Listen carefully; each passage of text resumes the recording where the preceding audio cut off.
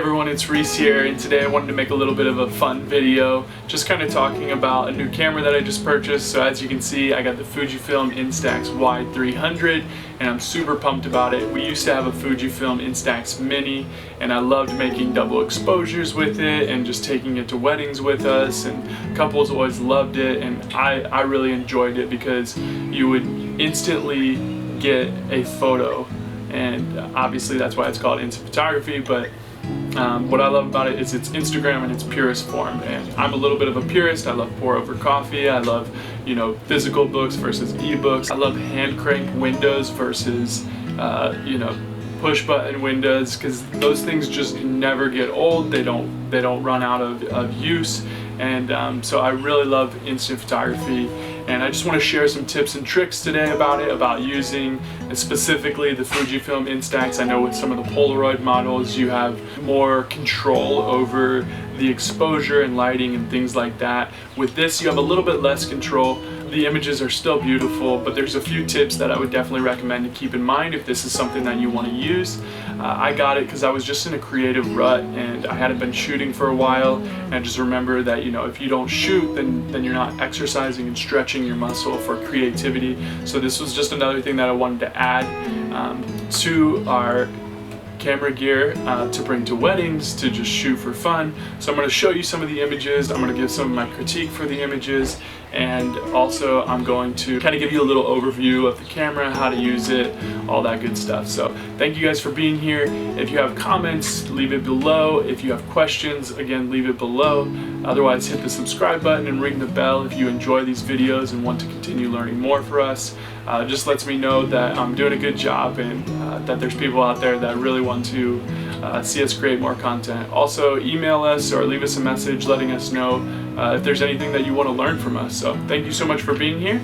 Let's dive right in. Alright you guys, so here's the Instax Y300, and I'm just going to give a little overview about it here. So just kind of going through the different functions, things like that.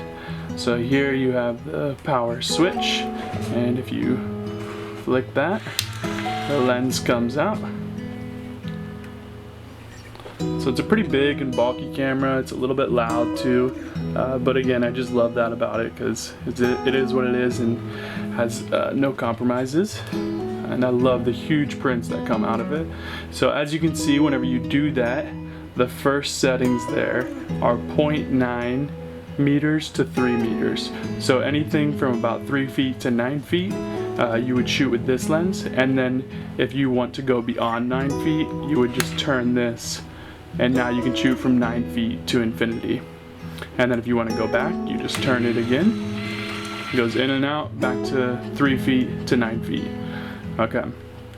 So whenever you're shooting in that mode from 3 feet to 9 feet is about the max distance that this flash can give you any effect. And the way the flash works is that, first of all, the camera will determine if it needs to go off or not. So it'll make an automatic determination, and if you're in bright sunlight, then it's obviously not going to go off. But if you're in a place where you want it to go off for sure, and you're not sure if the camera is going to make that decision for you, there is this little flash button back here, and if you hit that, you'll see it pop up on the digital screen here. That automatically makes it go off. No matter what, the flash will now go off. But if it's off, then the camera is going to make the determination of whether it should go or not. Here on the digital, you can also see how many exposures you have left in your pack. So each pack comes with 10 photos. And then you can also see this little L and D button. That's lighten and darken. So if you hit it once, it'll lighten the photo. And if you hit it again, it'll darken the photo. If you hit it again, it's then off.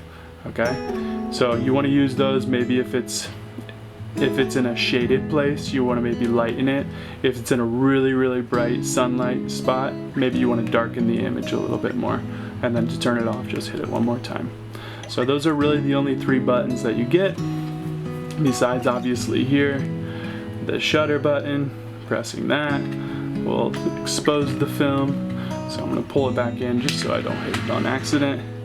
Here's your viewfinder.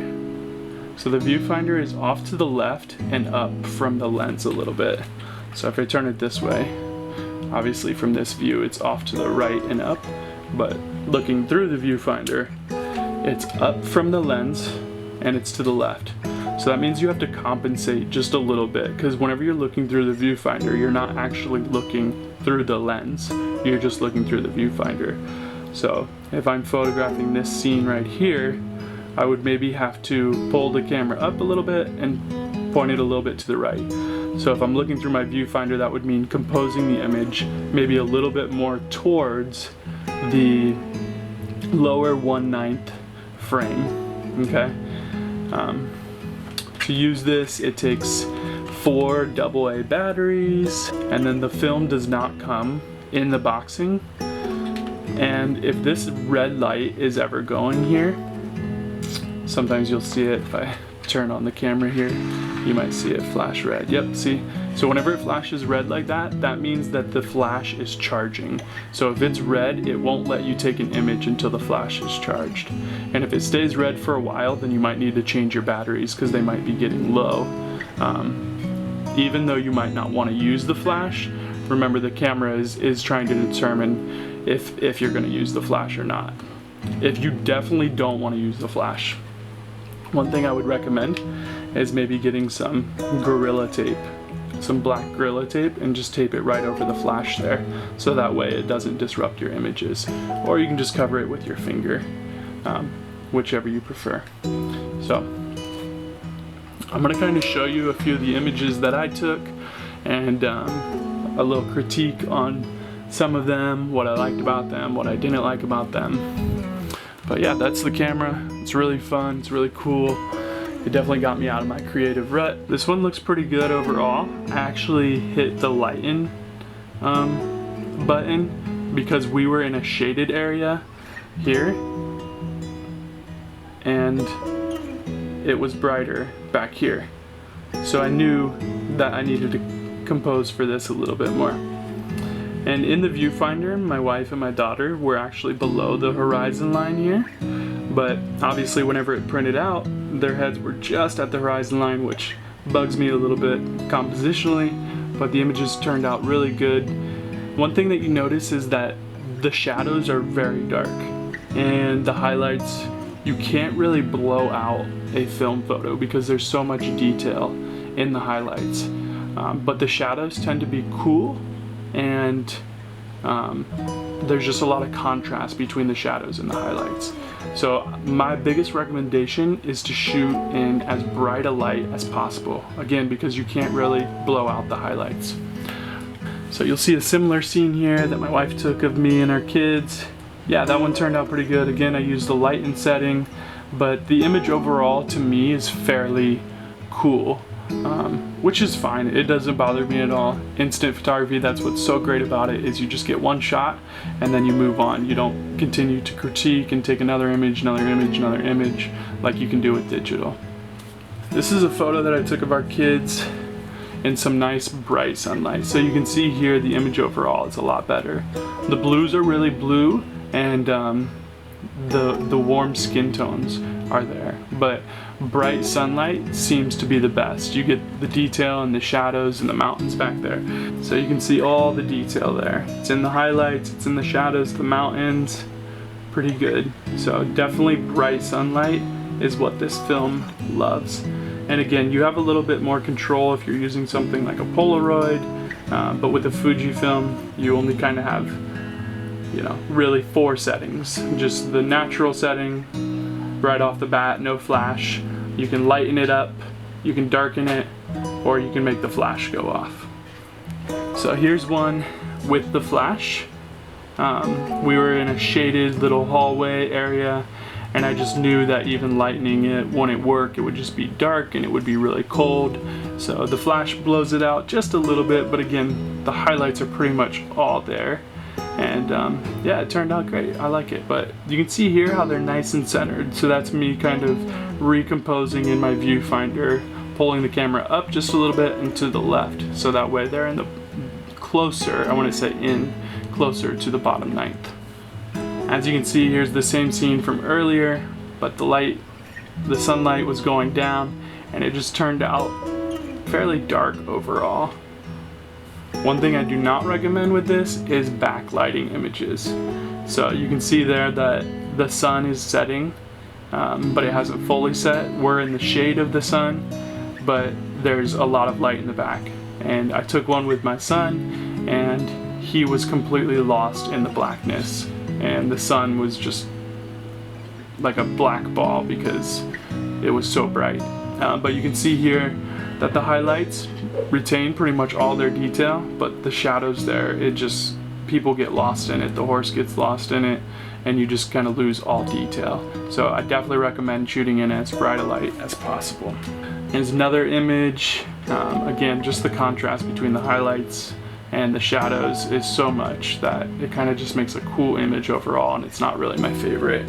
Here's a good one, nice bright sunlight on his face there, on the mountains back there. You really see pretty much all the detail in the shadows and the highlights. I just shot this at normal because it was a really bright sunny day. So that's not lightening it or darkening it at all, that's just regular. So same thing here as my daughter's coming down the slide, just really bright light. I mean, even if I lightened this up a little bit, it probably still would have turned out really well. Because as you can see, some of the shadows there get pretty dark. Alright, a few more photos here, just two more. This is one that my wife took of me and our kids. And as you can see, pretty much all the details there in the shadows on the mountain, and that's because the sunlight is setting and it's just hitting there. But overall, we're all in the shade more or less. So I put this on the lighten setting, which lightened up the image overall. So I'm glad that I did that. But the image overall is pretty cool. And that's what I tend to find with a lot of these photos if you're not shooting in direct sunlight. So I made sure, I told my wife to make sure that we turned towards the sun so we could get as much light on us as possible. Because as you see, our backs there are like a cool shaded color. This is taking in some nice bright sunlight, no adjustment to the settings. Everything looks really good there. So thank you guys so much for dropping by, and I hope you enjoyed this video.